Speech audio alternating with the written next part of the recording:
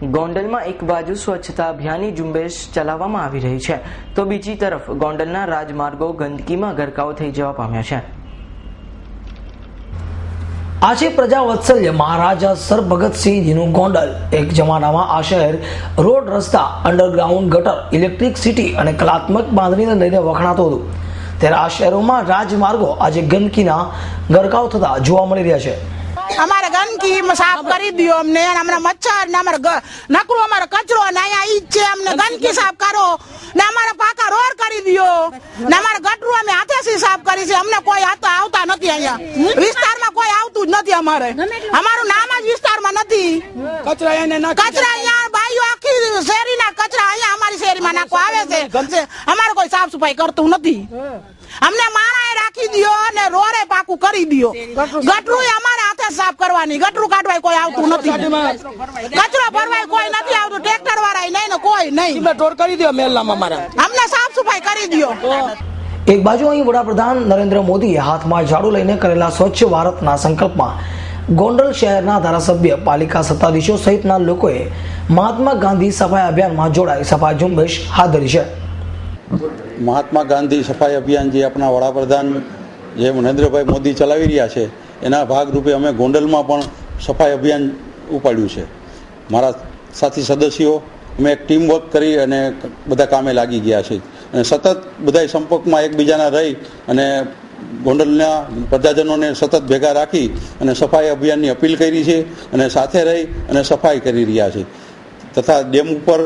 હવે આશાપુરા ડેમ ઉપર પણ અમે સફાઈ ચાલુ કરી છે, ત્યાં જાતે અમે સદસ્યો સાથે રહી અને ડેમની સફાઈ પૂર્ણ કરી છે અને પબ્લિકને અપીલ કરી છે કે અહીંયા પરિપૂર્ણતાથી સફાઈ કરે અને ગોંડલની નદીને પણ સફાઈ અભિયાનમાં જોડવા જઈ રહ્યા છે, ટૂંક સમયમાં એમાં પણ સફાઈ અભિયાન ચાલુ કરી રહ્યા છે। ગોંડલમાં ભાજપ શાસિત નગરપાલિકા દ્વારા રાષ્ટ્રપિતા મહાત્મા ગાંધીના નામે ચલાવવામાં આવી રહેલા સફાઈ અભિયાનની મીડિયાને પોલ ખોલી નાખતા ઠેર ઠેર લોકોના ટોળા એકઠા થઈ જવા પામ્યા હતા। ગોંડલના સત્તાધીશોની સફાઈ ઝુંબેશ સામે કોંગ્રેસે પણ નગરપાલિકાનો સરકારશ્રીનો કચરાનો પ્લાન્ટ બંધ પડ્યો હોવાનું જણાવીને ખુદ નગરપાલિકા જાહેરમાં કચરો ફેંકતી હોવાનો આક્ષેપ કર્યો છે, તેમાં સાંસદ, ધારાસભ્યો સહિતનાઓએ હાથમાં ઝાડુ પકડીને સફાઈ ઝુંબેશમાં હાથ ધરેલા નાટકો બંધ કરવા જોઈએ તેવી પણ માંગ કરી છે। ગોંડલ નગરપાલિકામાં ભારતીય જનતા પાર્ટીનું શાસન હોય, હાલના સમયમાં જ્યારે સફાઈ અભિયાન ચલાવતા હોય ત્યારે એને એક વાત યાદ કરાવવાની છે કે ગોંડલથી નજીક સરકારશ્રી દ્વારા કચરાનો પ્લાન્ટ આવેલો હોય, ઘણા વર્ષોથી તાળા મારેલી પરિસ્થિતિમાં પડ્યો છે, તેને શરૂઆત કરવી જોઈએ। ગોંડલ નગરપાલિકા જ ગોંડલ શહેરની અંદર જ્યારે કચરો ફેંકતી હોય અને બીજી બાજુ સફાઈ અભિયાનના ડીંડક ચલાવતી હોય ત્યારે પ્રજા સાણી અને સમજુ છે, બધી જ વાતને સમજે છે। ખાસ કરી આ સત્તાધીશોને મારે એટલી જ સ્મૃતિ કરાવવાની છે કે આપણે આવા ડીંડક કરવાને બદલે માત્ર ને માત્ર આપણો કચરાનો પ્લાન્ટ છે તેને શરૂ કરવા માટે કાર્યવાહી કરવી જોઈએ। ગોંડલ નગરપાલિકાના પ્રમુખશ્રી, ધારાસભ્યશ્રી તેમજ આ વિસ્તારના સંસદ સભ્યશ્રી જ્યારે સફાઈ અભિયાનમાં જોડાતા હોય ત્યારે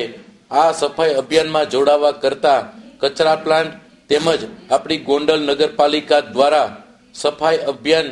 કાયમ માટે થવું જોઈએ। આજે ગોંડલની અંદર ગટર વ્યવસ્થા જેવી કોઈ ચીજ નથી રહી, સાથે સ્વીપરો કે કામ કરનારા માણસો પણ કમ પડે છે, ત્યારે નવી ભરતી કરવી જોઈએ અને ખાસ કરી અને બધા જ વિસ્તારોની અંદર સફાઈ થવી જોઈએ। આપણા વડાપ્રધાન નરેન્દ્ર મોદી ભલે હાથમાં ઝાડુ લઈને સ્વચ્છ ભારત બનાવવાનો સંકલ્પ કરે, પરંતુ સ્થાનિક સત્તાધીશો જ સ્વચ્છતામાં રસ ન દાખવતા હોય તો ક્યાંથી સ્વચ્છ ભારત। હર્ષ ભાલિયા, S9 ન્યૂઝ, જેતપુર।